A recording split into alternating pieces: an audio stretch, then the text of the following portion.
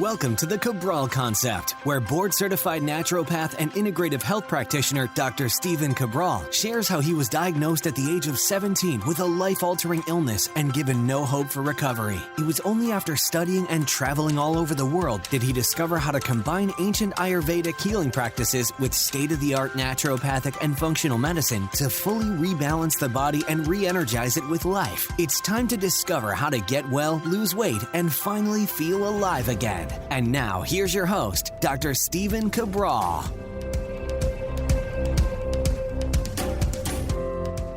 Hi, everyone, and welcome back to the show. We are here today with our first house call of the weekend. We're going to be going through our readers' questions as we do each and every weekend, pulling up my document right now on that giant pages document, going through, again, all of your questions, typically answering them about 6 weeks after they come in. Looks like today's first question has come in on July 27th, and if we're looking over today's date, we're about mid-August right now for the show to kick off. So if you want to be able to read along with the questions from our community, I would love for you to join us over at stephencabral.com/1661.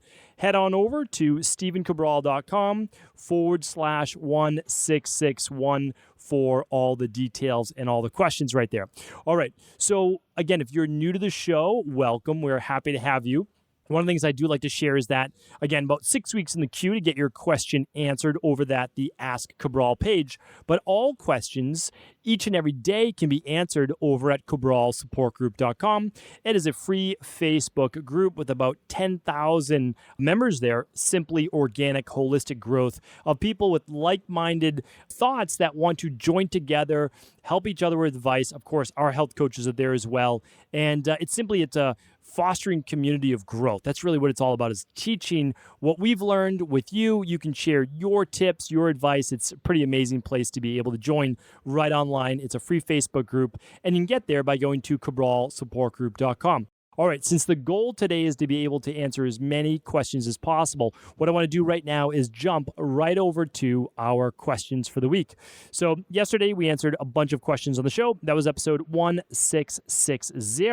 Hopefully you tuned in then. We went over all sorts of different questions. We're typically getting to about a half a dozen per show. Yesterday was on recovery from a C-section and if you have to take antibiotics. Then we spoke about hormone panels and getting the right advice to be able to replenish lower hormones, especially in women. We talked about basically mystery foot-based pain and pain moving throughout the body, whether it could be an autoimmune-based issue. We went over the CBO protocol and how to then seal back up the gut wall once you're done with a good candida and bacterial optimization-based protocol. And then we spoke about headaches, migraines, sensitivities, and heartburn, what could be the culprit for all of those particular issues. So today, our first question is from Bridget. All right. So Bridget is asking, could you please speak about polycystic kidney disease? Is it possible to help these people remove the cysts naturally? When you speak about kidney disease, does polycystic kidney disease fall under that same umbrella? For example, people with this disease need to be extremely careful with detoxing cleanses. Could you please explain why that is? Sure. So, Bridget, what we'll do is we'll first explain what polycystic kidney disease is. And it is a genetic-based disorder. But remember, genetics are triggered typically by environment, lifestyle, etc. And with polycystic kidney disease, the kidneys actually begin to form benign cysts, typically benign cysts. That means not harmful. However, they begin to reshape the kidneys, and they also can block some of the tubules in the kidneys themselves. So over time, that could certainly lead to other health-based issues. What I'd like to say is that, yes, absolutely have to be much more careful with detoxification, although that still has to take place, meaning that your kidneys are one of the detox-based organs in your body. You have your liver, you have your lungs, you have your skin, you have the kidneys, you have, I've already mentioned the liver, but I think I should name it twice because it's so important. We have the intestines. So our body's organs, many of them, not all of them, help with the detoxification-based process. The kidneys, namely with water-soluble based toxins, so your body can remove more, let's say, physical, denser-based toxins through the stool, the bile in the stool, and with a bowel movement. And then your body can remove them from the urine, whether it's heavy metals or mold, etc., through the kidneys and bladder as well. So what we want to do is we want to make sure that we're continuing with detox. So it's not that you can't, it's just you have to be careful with stronger detoxes and how they can affect your body. And again, the only person that can give you medical advice would be the all-powerful conventional medicine. That's how it works, right? So from a legal perspective, no natural health doctor can give you legal-based advice. Same with natural health-based practitioners, but that's okay because what we're doing is we're looking at underlying root cause-based issues. So what I always look for is any type of inflammatory process that would exacerbate the cyst developing in the kidneys, which we then call cystic or cyst kidney disease, right? So that's what it is. I've recommended in the past using proteolytic enzymes. Those would be proteases. Those would be nattokinase or peptase. Those are all great for the arteries.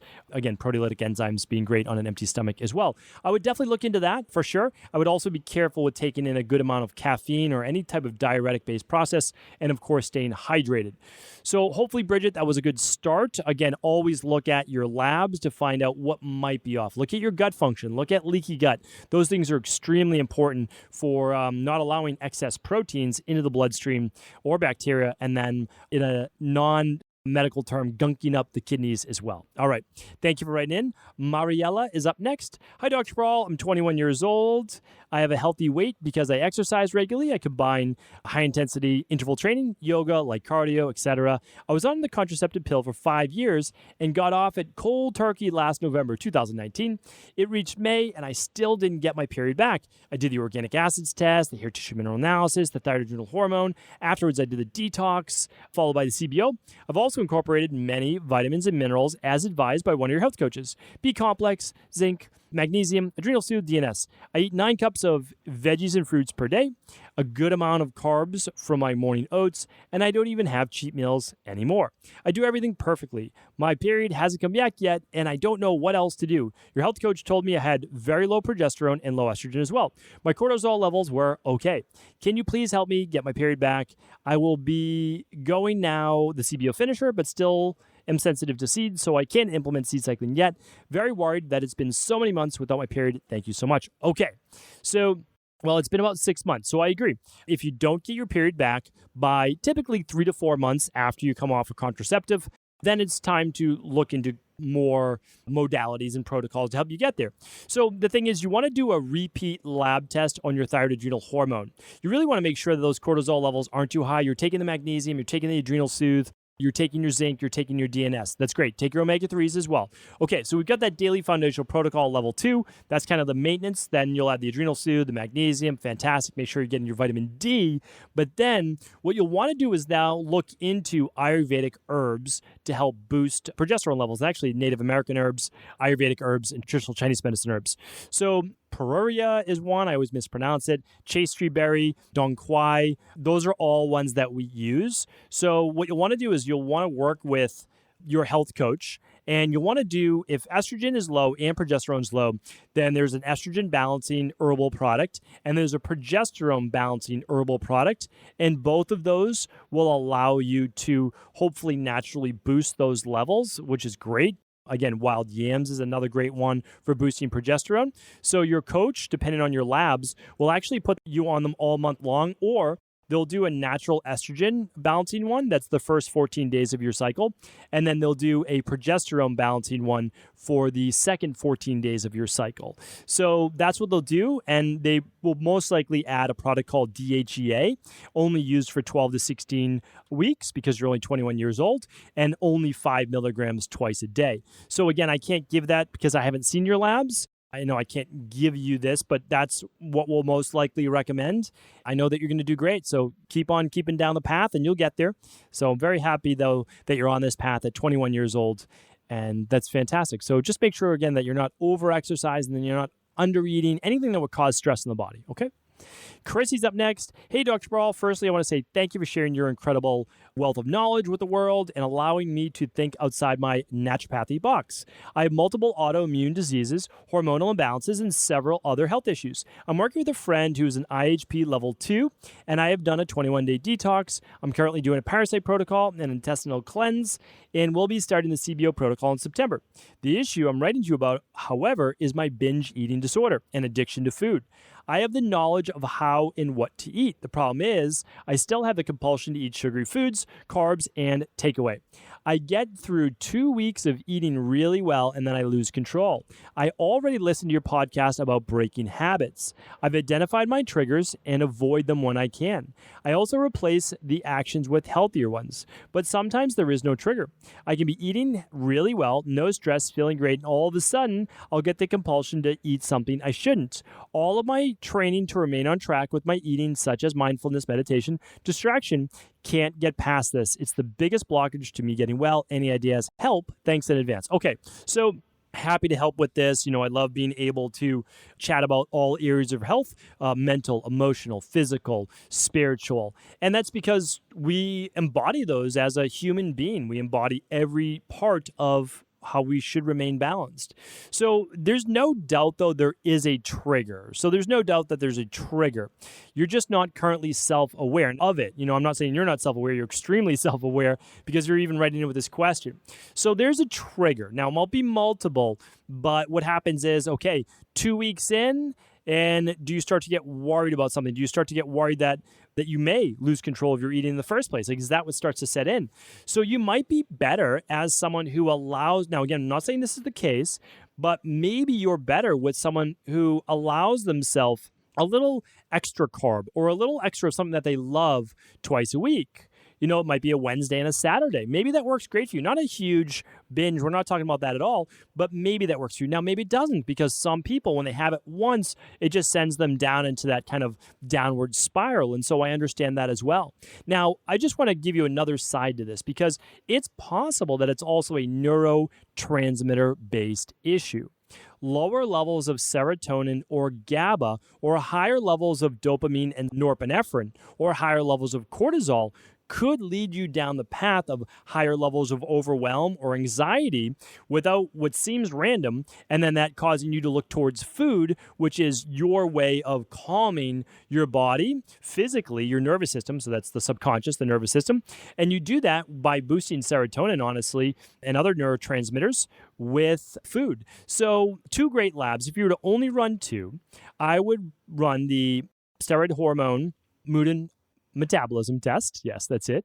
The hormone, mood, and metabolism test. Yes. And the other one I would run is a neurotransmitter test. Okay. So Chrissy, that's what I would run for underlying, kind of like hidden reasons as to why maybe the trigger doesn't seem as obvious, or maybe there is a deeper underlying root cause issue, which would be lower levels or simply imbalanced levels of neurotransmitters. All of these labs are available at equilibriumnutrition.com. They come with a health coaching call, and they also come with a plan for you. Okay, so Anonymous is up next. Hi, Dr. Cabral. Here is my question. Would love to know what your thoughts. Can you change your body type? I assume no. However, I had eating disorders, OCD, for many years, since I was 13, so my body never fully developed. I'm 18 now and slowly getting to a healthy body weight. When trying to figure out my body type, many of these questions, I don't know if I answer truthfully for me at the moment or me back when I was 12 or 13, such as I have a small frame at the moment, small wrists, weak digestion, often anxious, get irritable, and can't miss a meal. However, this never used to be the case from what I can remember, was very easygoing, had strong legs, wider hips than my friends, easily miss a meal, so it wouldn't affect me at all. So would that mean my body type has changed? As I would like to determine what lifestyle and foods would be best for me. Thank you. Love your work. Unfortunately, I can't afford any labs products, especially with Australian dollar conversion rate and shipping, but I'm saving up. Anonymous. Okay, Anonymous, happy to help. So there is an easy answer to this. So what I'm going to do is direct you back to stevencabral.com/podcasts. And then I want you to click on the image at the top. You just kind of have to scroll through the images and click on the one that says Ayurveda. So I want to see what it looks like on a mobile, because I actually don't really check my own website that often, except to search this podcast page. So let's go to that right now. So let's see what the podcast page looks like on mobile. All right. So I'm on the page and, it went to podcasting and that's not the page. StephenCabral.com/podcasts. Okay. So on that page, if you haven't visited lately, it's going to show you a bunch of images at the top. Now, it looks like basically just my image there to start. But when you scroll through, the very first one that I see is Ayurvedic Medicine Answers. So this is going to tell you a lot about your body type and Ayurveda in general. Because what you'll learn, you can't change your body type. You can't change your body type no matter what. And you can't change your genetics, right? So that's two parts to it. However, I'm going to say this, because with a lot of growth hormone and steroid-based use, a person can actually thicken their bones and increase muscle mass for life. So there is that possibility. However, that does not change a constitution, but it does change the physical frame. Now, I'll tell you this. Even if you were to put on 100 pounds, it doesn't necessarily change the bone structure of the ankles and the wrists and the neck. So you're able to see that for the most part. Now, when people start to gain much more weight, you can absolutely see that. Okay, but here's the thing, because it doesn't truly matter, because we're kind of drawing straws. I'm going to share with you why. There is the Prakriti, and then there is the Vakriti. So Vakriti is what you're dealing with right now. So Anonymous, all you need to worry about is what you're dealing with right now, and that's your Vakriti. So you might be underweight or overweight. You might be feeling hungry because you have a hypoglycemia and you drop in blood sugar quite often. So these are all possibilities. So the goal is that we basically fix those, we rebalance those first. Now, let's say you can't afford labs. Totally understand. Love for you to follow the daily foundational protocol, level 1, level 2, or level 3, depending on your finances. Now, everybody, in my opinion, really needs to be using something like the daily nutritional support or a good activated multivitamin or something like that, because on a daily basis, almost regardless of who you are, I could run your numbers and you're going to be deficient in calcium or zinc or one of these things. So all you're looking for is, you're not looking for a mega dose, but you're looking for something like the daily nutritional support that replaces about 12 supplements in one. It's a full activated B complex. Get your electrolytes, get your minerals, get your vitamins, the methylated forms of the Bs, get your detox factors, 15 grams of protein, all your amino acids. So then that's kind of the basics, and that's like $2 a day. So, I mean, most people listening to this podcast can afford that. They really can, because their breakfast is probably more than $2 a day now. So, I mean, that would be a much more nourishing breakfast, but I digress. So first we rebalance the body, and today is episode 1661. So there's many podcasts before this, all free information of essentially how to structure a day of eating, because we need to get the blood sugar on. And actually, you know what? This is an easier way. If you purchase my book, The Rain Barrel Effect, 100% of all profits go to charity, by the way, you are going to get really a soup to nuts plan. I don't even know what that means, soup to nuts. But you're going to get an A to Z plan on really what to do. So start there. The information is essentially free. It's like $10 for the book, and all profits go to charity. That will give you a starting point. And then after that, then we can start to fine tune with a little bit of more science-based nutritional supplements. Maybe one day we can run the starter kit labs. Anything like that, I think, would be a great place to get started, Anonymous. So just remember, deal with your Vakriti right now because your body's out of balance, but eventually you'll get back to what's called your Prakriti, and that is your natural body type, Vata, Pitta, or Kapha, and typically there's a little bit of a mixture of one dominant and then one subtype for the most part, okay? So thank you for writing in. Let's get in one more question today from Diane. Hi, Stephen. Thanks for the informative podcast sessions. I love them. You have helped a friend of mine after I asked your advice. She has ordered one of your labs. Please stay safe over there. My question is about coconut oil. A friend of mine has a heart condition together with lupus and is recovering from hepatitis, which he obtained through a blood transfusion.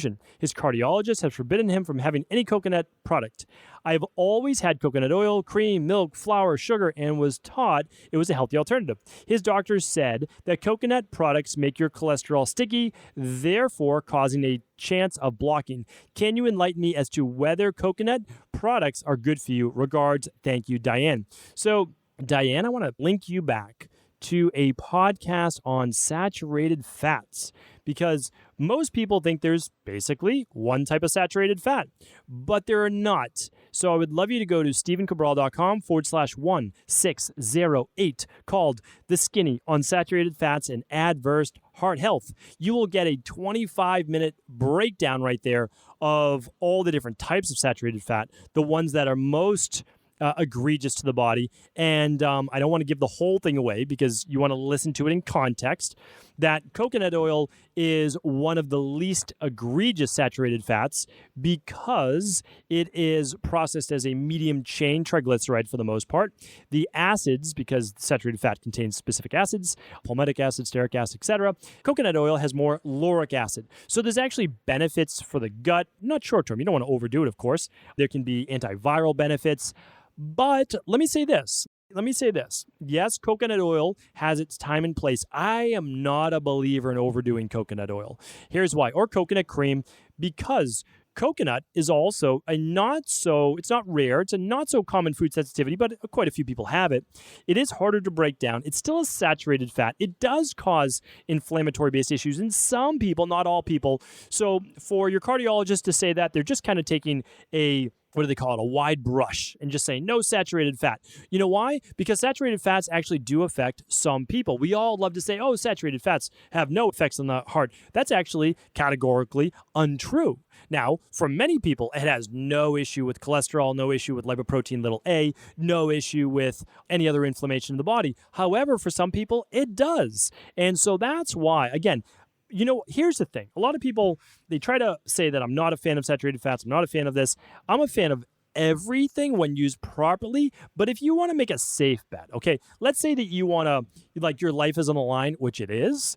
If you want to make a safe bet on olives or olive oil, bet on avocados, okay? Those are your safe bets. Nuts and seeds, plant-based avocado, olive oil. You're not going to find adverse research on those for the 99+% of the population. There's always a food sensitivity issue. There's always other issues like that. However, those are the ones that you want to use the most. If you want to be even healthier, absolutely, hands down, my recommendation is olives or olive oil. Again, don't cook it on high heat, and avocados. And you're going to be much better off. There's really no downside, where there could be downside for some people, to coconut oil. So hopefully that answers your question. Diane, thank you for writing in. Thank you for writing in for your friends. That's what this is all about, right? It's fostering community. It's paying it forward. It's learning what we need to, and then hopefully being able to help others along the way as well. So thank you so much, everyone, for writing in. I appreciate you. I really do. I mean, I love this community. I really do. It's what wakes me up in the morning, gets me energized, and I'm excited. So we've got a brand new show coming tomorrow, our Mindset and Motivation Monday. Hopefully you stay tuned for that. And of course, if this show is helpful, please do feel free to share this information with anyone else you believe it could serve. Take care, everyone. Before you go, I wanted to share a personal story with you. The real reason I began to get well, finally, is because I figured out what was wrong with me. And that might seem pretty obvious, but I went from doctor to doctor for over 2 years before discovering at-home functional medicine lab testing. These are the labs that enabled me to finally figure out what was wrong with my hormones, blood sugar, electrolytes, and gut health. And once I knew what was wrong, I could then follow a proven plan in order to rebalance my body from the inside out. This is why I believe so strongly in functional medicine lab testing, and why I've made it my mission to share these labs with the world. Now at equa.life, you can order an at-home lab test or lab bundle for you and your family and be able to complete it within the week. Plus, the EquaLife difference is that you're not left to try to read and figure out these labs on your own. We explain what your lab numbers mean, what they mean in the much bigger picture, and then how to go about rebalancing your body in order to heal. To see our full selection of lab tests, or to set up a free lab selection call to find out what labs may be best for you, simply head on over to equa.life/labs. And do remember, we ship these all over the world. To find out more and to set up your free lab selection call, simply head on over to equa.life/labs. That's EQUI.LIFE/labs.